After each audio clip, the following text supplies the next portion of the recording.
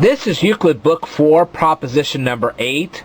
And this time we're going to start with a square, and it's going to go from A to D to C to B. And what we're trying to do is we're trying to inscribe a circle inside the square.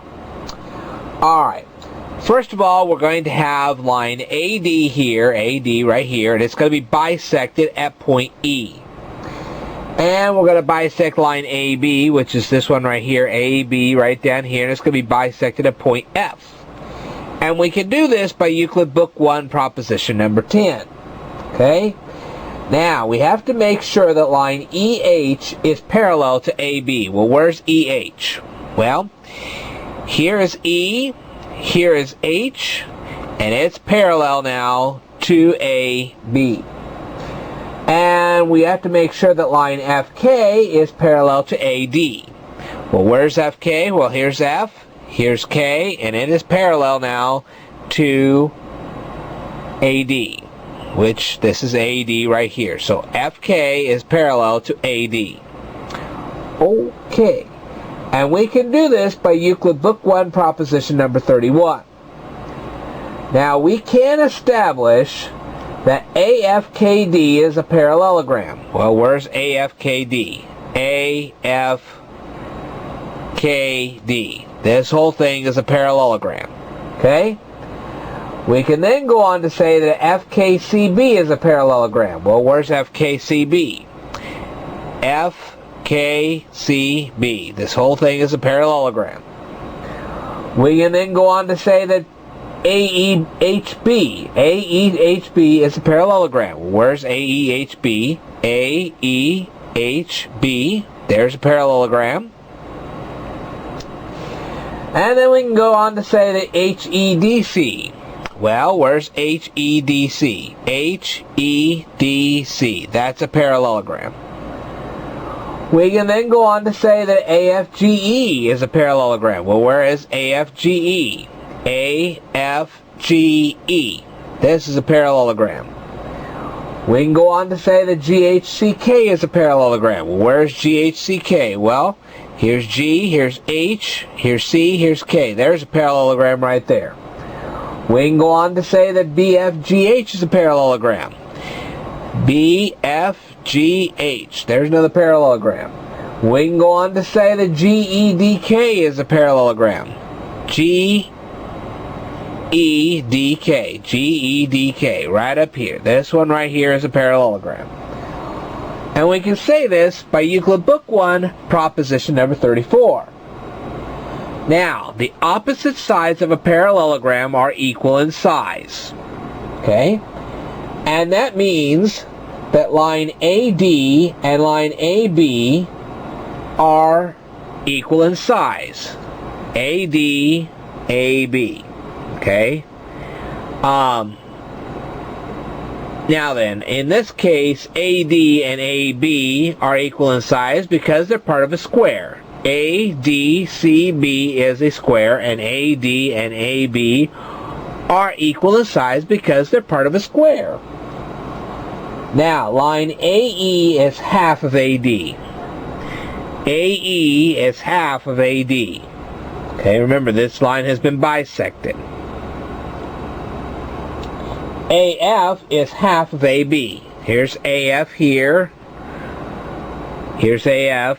Here's AB. AF is half of AB. Now we already said that AD and AB are equal in size, so now we can go on to say that AE and AF are equal in size. Okay. Then we can go on to say that FG is equal in size to GE. Well, here's FG and here's GE. Okay. Now, how can we do this?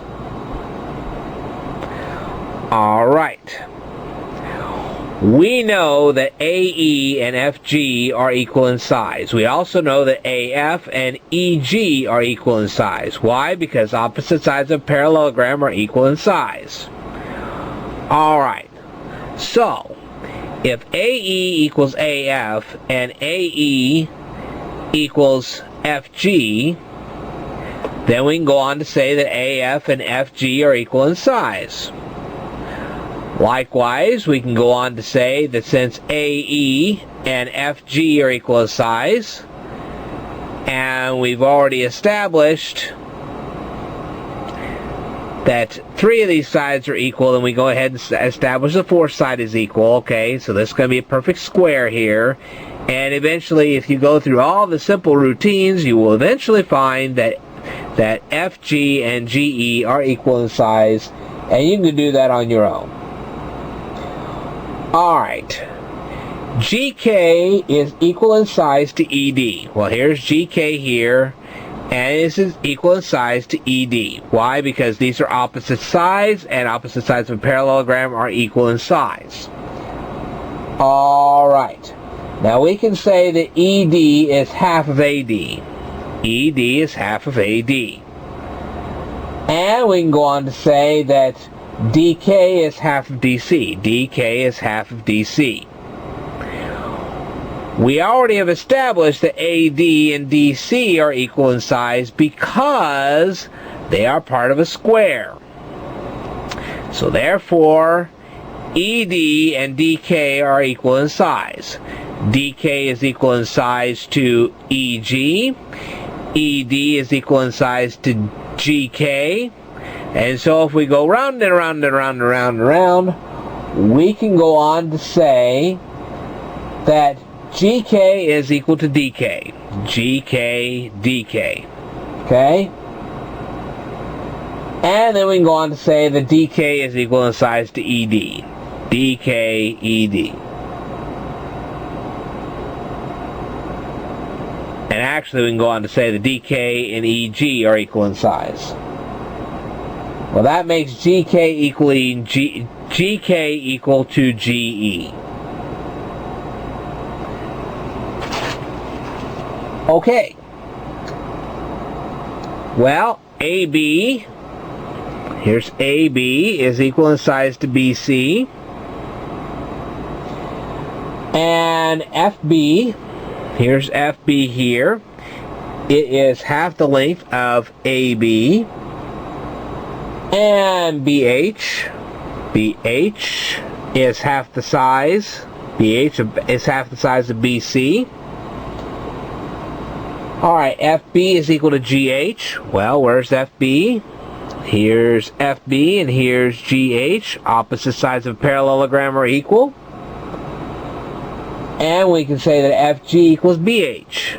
FG equals BH because opposite sides of a parallelogram are equal. And we can say that GH equals BH. GH equals BH. Okay? And then we can go on to say that GH equals FG. GH equals FG. And so therefore, GE equals GF. Well, here's GE. This one here equals this one here in size. GH equals these two in size. And of course, GK equals the other three over here. This one here, this one here, and this one here. All four of these lines, GE, GF, GH, and GK are equal in size. That makes them radii of a circle. So if you were to take center G and outermost part K and draw yourself a circle, you would form circle EFHK. Okay? And it would be, it would pass through all four of these points. Now, circle EFHK touches lines AB, right here, and BC, right here, and CD, right here, CD, and of course DA, right here. And we know this because of the following angles. AEG, well, here's AEG right here. GFA, GFA, there's another one right there. GHB, GHB, this one right here, okay, and GKC, all four of the angles I just listed are all right angles. And because of that, that's why the circle touches all four of those lines. And that's by Euclid Book 3, proposition number 16, which means that you have now inscribed a circle inside of a square. And that's what Euclid was wanting you to prove. I will tell you more in a future video, so stay tuned.